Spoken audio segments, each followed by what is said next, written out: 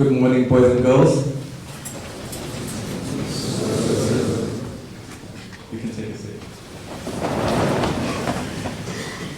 I just want to first acknowledge that it is strange for me to be on this side because I still see myself a lot like y'all sitting on the other end. So thank you for standing up when I said good morning.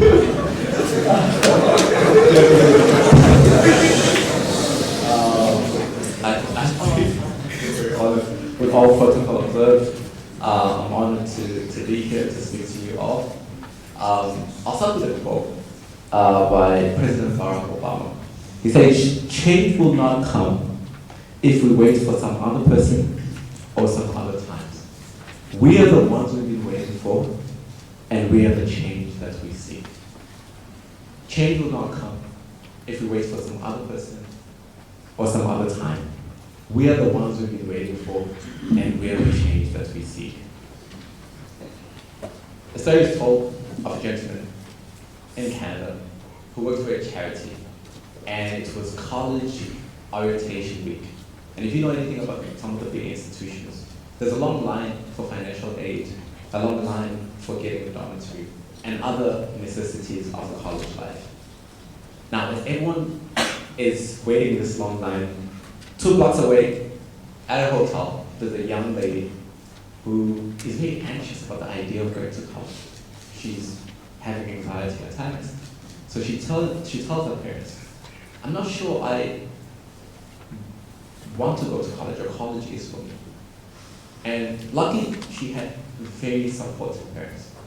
So they turn to her and they say, "We support you, but we want you to make this decision, have a try. Let's go to orientation. And at any point during orientation, if you feel like this is not for you, tap us in the shoulder and we will go back home." So they agreed. As they were waiting in orientation, a chubby guy with a funny hat goes around working for a charity, promoting this charity in college, and is giving people lollipops. As he gets closer to this young lady, he gives 2 lollipops to the gentleman right in front of her and says, "Take one for yourself and give the other one to the beautiful young lady behind you." And when she recalls the story, she says she's never seen a man so terrified in his life. So he slowly turns around and gives her the lollipop. When that exchange happens, the dude who was promoting the nonprofit shouts out loud and he says to the parents, "She hasn't even spent 1 day in college and she's already taking candy from strangers?" And within a 5-meter radius, everyone burst out and laughter.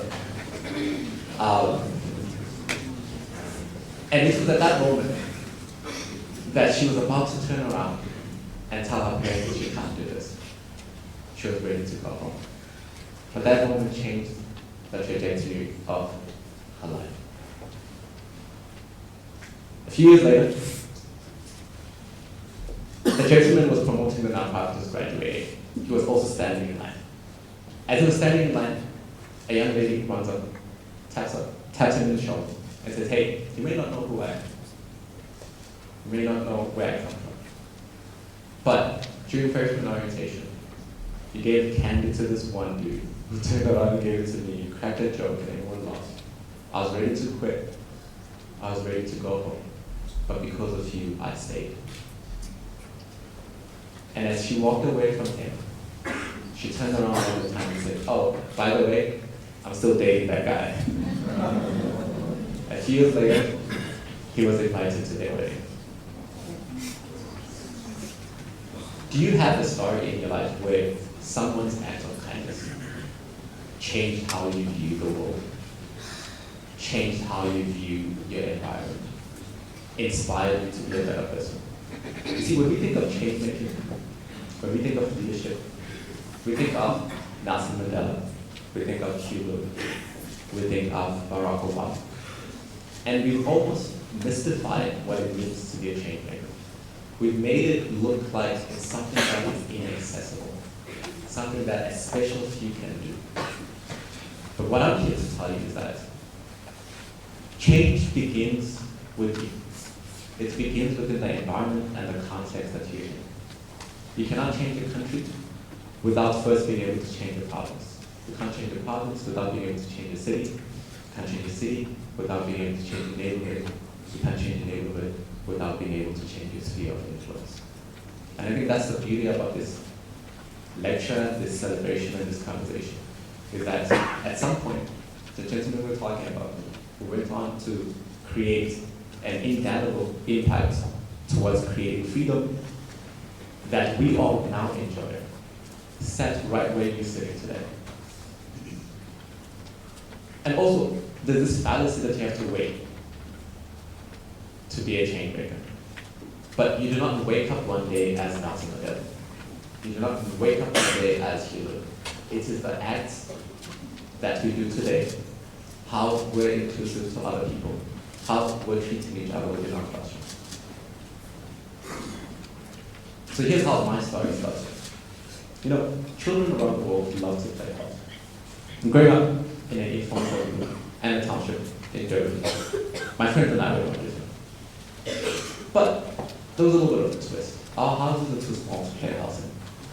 So we had to be innovative and create our own little playhouses. We'd learn from our parents how to create homes out of scrap metal. So we'd gather this scrap metal and we'd create this home that would fall on us. And through iteration, we'd eventually figure it out.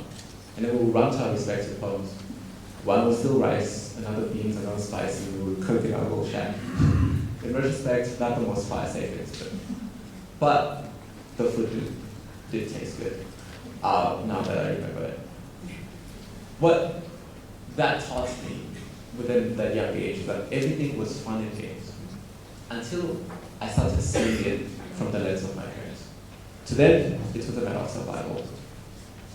Any rain that came, they were worried that that house could fall on us. And I quickly realized that at the core of most social ills within our communities is the lack of dignified housing. Because without a house, a child doesn't have a place to go back to and do homework. All we did was come back, drop the bag within that 2-bedroom house, or 2-room house, and go run and play soccer. Because of the rain seeping into the mud brick home, it causes health conditions like asthma.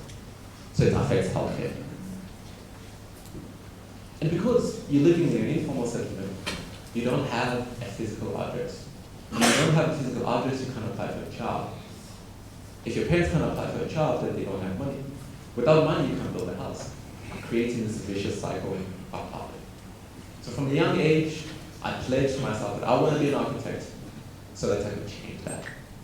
So through a series of miracles, I ended up being in Michigan, studying architecture, so that I could change the housing situation in my community.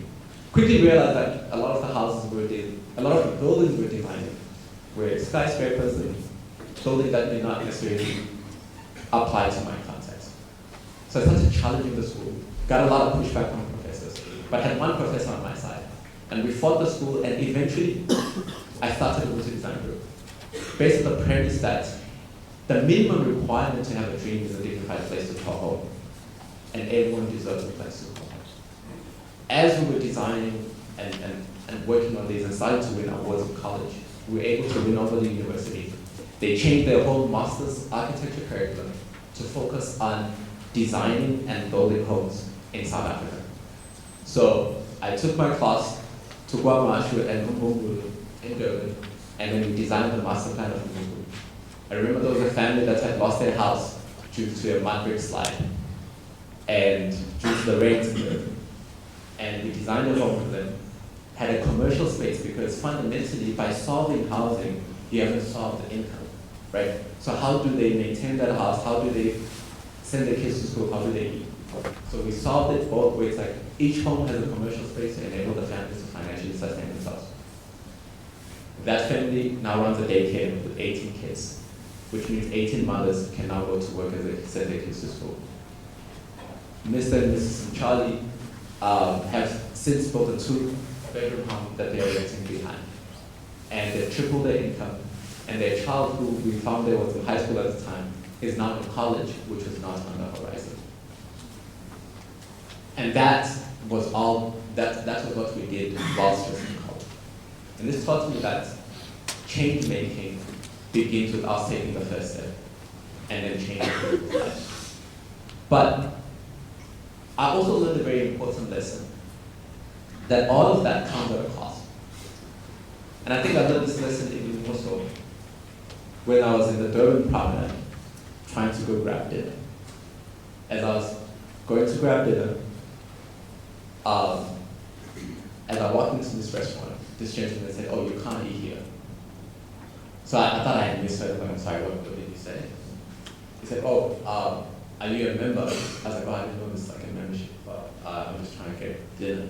They're like, "Oh, sorry, membership." So I was like, "Okay, can I have a day pass?" They said, "No, there are no day passes. We don't give day passes." I remember thinking to myself that, hey, I think this institution messed with the wrong one. I went home, did research, studied everything that's ever been written by that club, and I realized there are day passes. They just didn't want to give one to me. So I thought to myself, how can I respond as an architect? How can I respond in a way that gave back to the people who were affected by this discrimination? So I created my own pop-up restaurant, and I called it the Anti-Racist Hot Dog, and I put it physically on top of the discriminatory club on the Durban promenade. Some of my friends had done the soundtrack for Black Panther, their famous house music case. So I called them to come play house music. So we played golf, ate hot dogs, and had conversation on inclusion and race. So this became known as the Anti-Racist Hot Dog Party that happens monthly in Durban. It's drew people of different races and different age groups. It got so impactful that President Obama in America tweeted about it. And then I remember we thought to ourselves, how can we take this impact that we're having in Durban and take it to the spaces we spend most of our time, which are schools and our workplaces. So I moved to New York with some of my friends who went to school in Michigan, and we created the Anti-Racist Hot Dog as a consultancy. And since then, we've consulted with universities like Yale, companies like Deloitte, and gone around the world helping people build a culture of inclusion.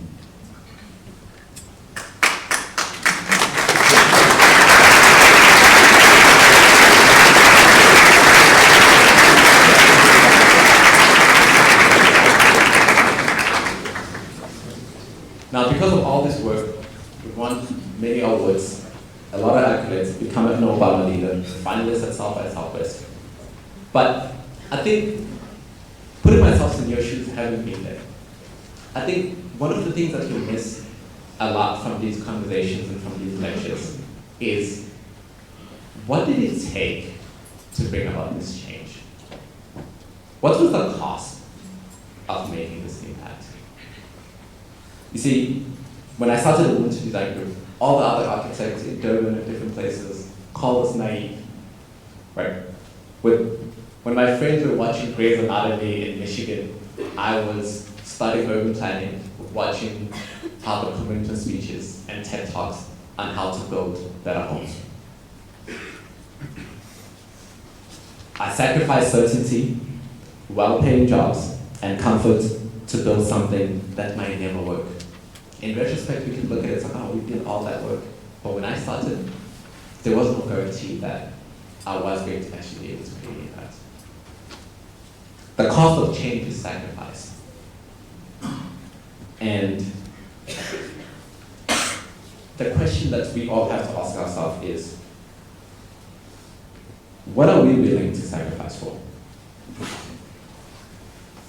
You see, when we look around, we enjoy the privileges we have today because someone paid the price for us. The question is, what price are we willing to pay to leave this world a better place than the way we found it? Look at Hugh Lewin. When I got invited to do this lecture, I was greatly honored, and I started doing a lot of research on who Lewin was and the impact that he had. And I read and saw all the people who celebrated him. But the missing narrative that I didn't see was people talking about the fact that he was betrayed by one of his best friends, which led to him getting arrested for 7 years. People were not talking enough about how he had to spend 2 decades away from his family, from the people he loved, and from everything that he knew. There was a cost that he paid for us to be able to be here today and live in inclusion and have diverse friends. When you look at Nelson Mandela, he could have simply been a successful lawyer, raising his children in comfort, but instead he sacrificed his family life for our freedom. When we look at Steve Biko, he could have been a wealthy doctor. Instead, he chose to fight apartheid, and for that, he was beaten to death. But there's also a cost of not caring.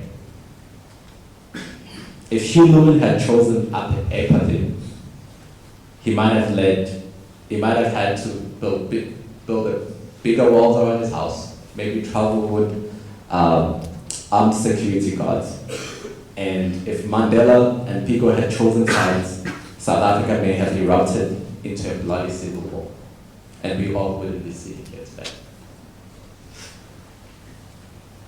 So the cost of not caring is far greater than the cost of change.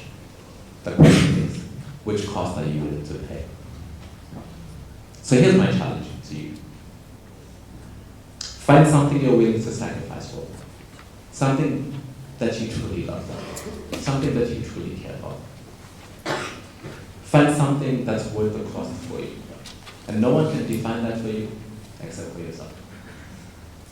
Because once you find that, I will be proud of you. Not because you would have found success, even though there's nothing wrong with success. Success is great. Not because you would have changed the world, which is something we should all aspire to do, but because you would have found your purpose. And that is worth everything.